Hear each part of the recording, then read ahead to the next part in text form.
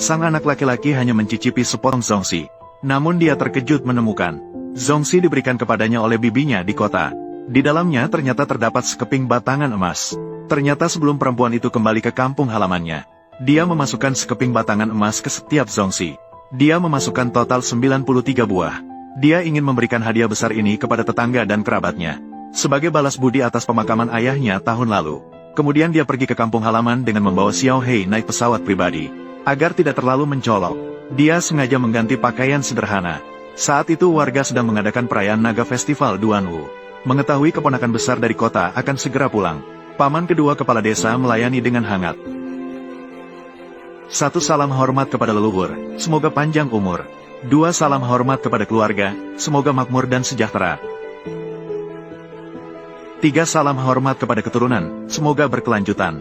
Setelah warga selesai memberi hormat, semua orang duduk untuk makan bersama. Perempuan itu saat itu juga mengumumkan kejutan untuk semua orang. Ketika zongxi seberat 1 ton diangkat, diletakkan di atas meja, warga desa penasaran dengan hadiah apa itu. Namun saat tutupnya dibuka, wajah kerabat langsung menunjukkan ekspresi kecewa. Jadi, ini hanya untuk mempermainkan kita dengan barang murah ini. Keponakan besar, kamu sudah memiliki orang asing sebagai sekretaris. Itu dengan kerabat miskin seperti kita. Mari kita berikan beberapa bakcang ini. Ini bukan bakcang biasa. Akhirnya dimasukkan ke dalamnya. Ini urusan keluarga kita. Apa hubungannya denganmu? Melihat sang direktur wanita begitu pelit, paman kedua saat ini juga mengungkit masa lalu. Mengklaim bahwa dulu untuk membiayai wanita belajar di universitas, ayahnya benar-benar menumpuk hutang. Saat itu, dia mengeluarkan beberapa surat utang yang ditinggalkan ayahnya. Baiklah, paman kedua. Tidak peduli apakah ayah saya benar-benar berutang padamu. Barang-barang ini sudah cukup untuk melunasi hutang. Mari gunakan beberapa bakcang ini untuk melunasi hutang. Siapa yang kamu tipu? Hanya bakcang ini. Aku benar-benar tidak bisa melunasi hutang ini. Paman kedua, ini bukan bakcang biasa. Kalau bukan bakcang biasa, apalagi? Apakah maksudnya dibungkus dengan emas? Sepertinya, selama beberapa tahun ini, saya belum membuat banyak kemajuan di kota. Barang-barang ini bisa dimakan, tapi tidak berharga. Jadi, mari kita uraikan, apa yang disebut sebagai hubungan sosial. Direktur, apakah saya perlu bertindak? Saya pensiunan marinir. Terhadap orang-orang ini, santai, mereka memang keluarga saya. Jangan membuatnya terlalu buruk. Kamu, lihatlah dengan jelas. Ini bukan tulisan ayahku. Apa yang kamu katakan? Kalau kamu bilang bukan, ya bukan. Tulisan tangan ayahmu seperti apa? Kamu masih bisa mengenalinya. Kamu dan ibu tirimu, sifat yang sama. Hanya bicara tidak mau membayar. Kami tidak pernah meminjam uang. Dari mana surat hutang ini berasal? Apakah mungkin kami yang memalsukan? Saya tidak pernah bilang tidak akan mengembalikan uang. Tapi di sini saya punya. Ada satu bagian yang pas. Surat tangan ayahku. Apakah ini benar-benar hutang ayahku? Setelah membandingkan, aku akan tahu. Di atas surat yang ditulis oleh ayahku, tanda tangan dan tulisan tangannya sama sekali berbeda. Namun di hutang ini, terpisah. Hutang ini kalian palsukan. Detektif besar, apa yang kau katakan tidak enak didengar. Kita akan mengambil kembali uang kita. Kamu tidak bisa menghindar dari tanggung jawab. Jika keluargaku benar-benar berhutang padamu, aku tidak akan ragu untuk membayar. Tapi jika hari ini ada seseorang ingin memanfaatkan situasi, jadi aku juga tidak akan pernah kompromi. Keponakan besar, mengapa kau melakukan ini? Kau tidak tinggal di sini. Uang ayahmu akan diambil oleh ibu tirimu. Tahukah kamu, tidak ada yang bisa mengambil uang itu. Termasuk keluarga Su juga tidak bisa. Dakiang baru saja pergi. Kalian langsung mengganggu anak perempuanku. Anak perempuanku yang besar, benar-benar ingin mati. Kenapa kau datang? Bolehkah aku tidak datang? Aku tidak datang. Jangan biarkan mereka memanfaatkanmu. Lihat bagaimana ibu menghadapi mereka. Su Yuan, hamil lagi. Kali ini manusia liarmu lagi. Biaozi, mulai bermain-main. Aku dengar. Kau dipukul dan masuk rumah sakit 2 hari yang lalu. Sudah keluar begitu cepat. Ceritakan, harus dari bibiku. Pikiran ini lebih matang dari beberapa tahun yang lalu. Kakak ipar, bertarunglah denganku. Kamu masih terlalu muda. Adik bungsu, bukan aku yang sebagai kakak ipar ini yang mengatakan padamu. Setidaknya usia sudah tidak muda lagi.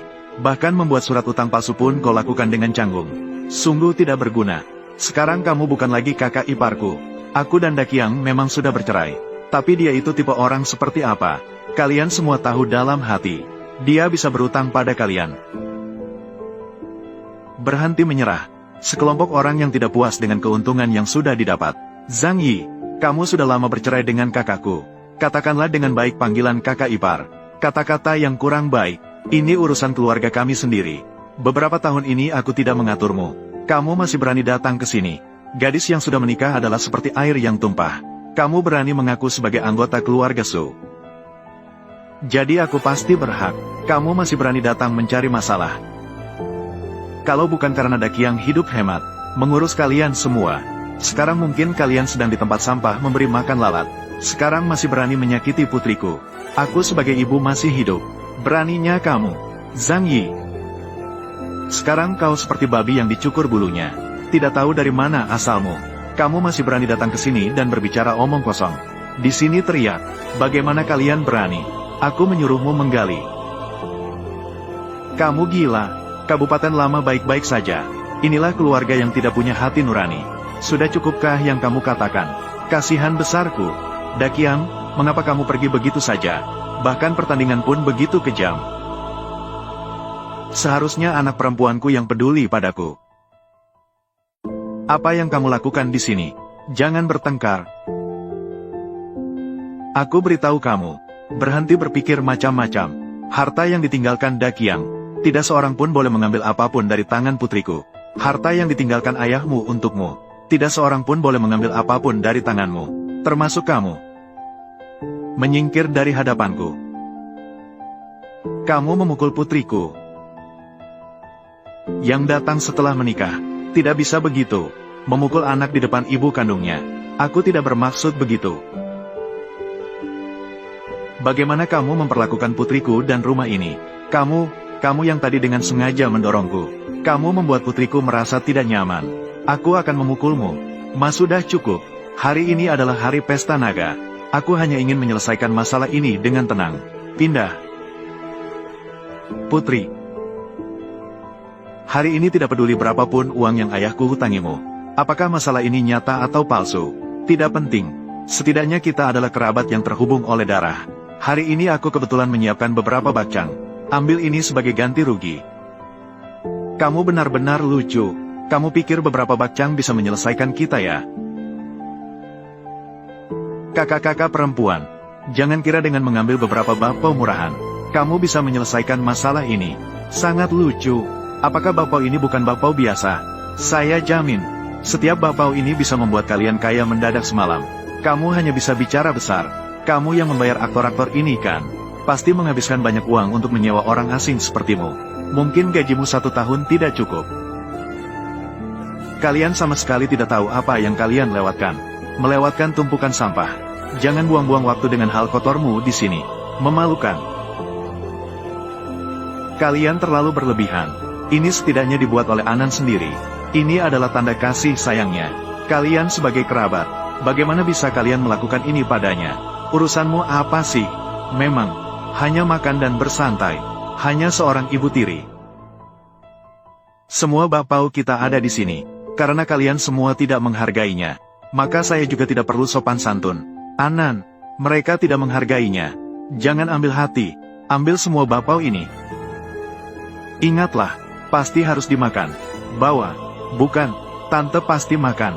Bukan, kamu seorang ibu tiri. Berani makan bapau yang dibuat oleh putriku sendiri.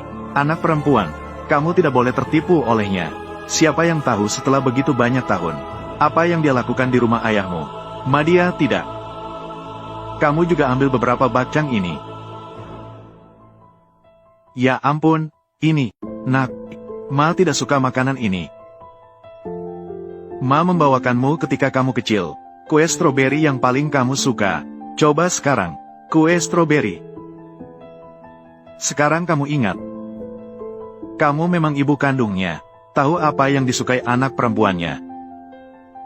Benarkah kamu memperlakukanku seperti anak perempuanmu sendiri? Wow, ini kue stroberi favoritku. Makan apa? Ini semua untuk adikmu. Kamu makan ini. Bukankah aku anakmu? Kamu gadis yang suatu hari akan menikah. Sudah belajar untuk membalas. Aku akan memisahkanmu dengan ibumu. Benarkah kamu memperlakukanku seperti anak perempuanmu sendiri? Kamu bilang apa? Aku tidak mengerti. Hanya sekadar nama. Kenapa hatimu masih terasa gelisah? Zhao Di dipanggil dengan baik. Setelah dia memiliki selingkuhan, dia bahkan mengganti namamu. Pasti dia sedang merusak hubungan kita. Cukup. Pertama-tama, Liu Qianlan bukan orang ketiga. Dia datang setelah kamu meninggalkan aku dan ayah. Dia menikah setelah meninggalkan aku dan ayah. Meskipun bukan ibuku sendiri, tapi setidaknya dia tahu aku melihat kue stroberi. Aku ingin muntah. Namaku bukan Zhao Di. Anak laki-laki yang kamu inginkan sudah kamu dapatkan kembali. Hari ini aku tidak peduli apa tujuanmu datang ke sini. Sekarang, tolong bawa kue stroberimu dan pergi dari sini. Ini tidak adil. Pasti kamu yang mempengaruhi anak perempuanku. Anak perempuanku dulu sangat patuh. Anak perempuan sendiri begitu kejam pada ibunya. Kalau ayahmu masih hidup, berani sekali kamu bersikap sembrono seperti ini. Membuat ibumu sendiri menderita seperti ini. Sungguh tidak berbakti. Di zaman kuno, kamu seharusnya merayakan. Kalau ayahmu melihat semua ini, dia pasti sudah mengusirmu dari rumah.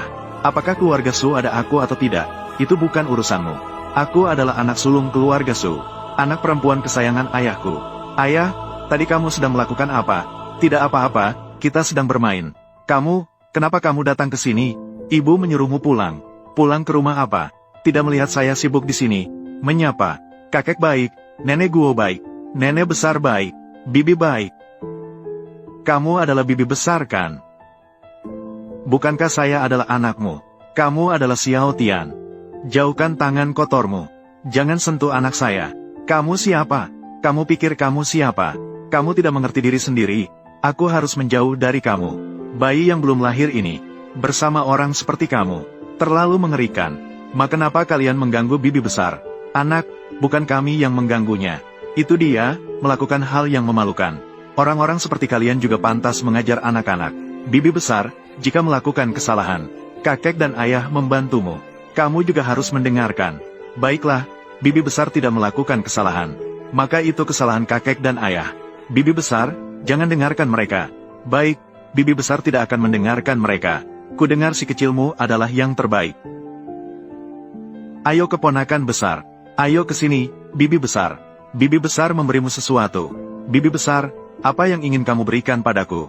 Ini adalah bakcang yang dibuat sendiri oleh bibi besar. Ambillah. Terima kasih, bibi besar. Sudahlah, apa yang kamu lihat dari satu bakcang? Cepat pulang, kita masih punya urusan penting untuk dibicarakan. Ingatlah, carilah tempat sepi sebelum makan di luar. Di masa depan, belajarlah dengan baik. Pindah ke kota besar.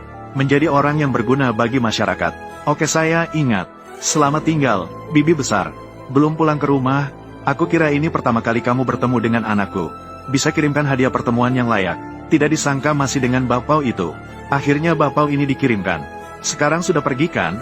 Membawa bapau itu, menipu cucuku. Kamu benar-benar pandai.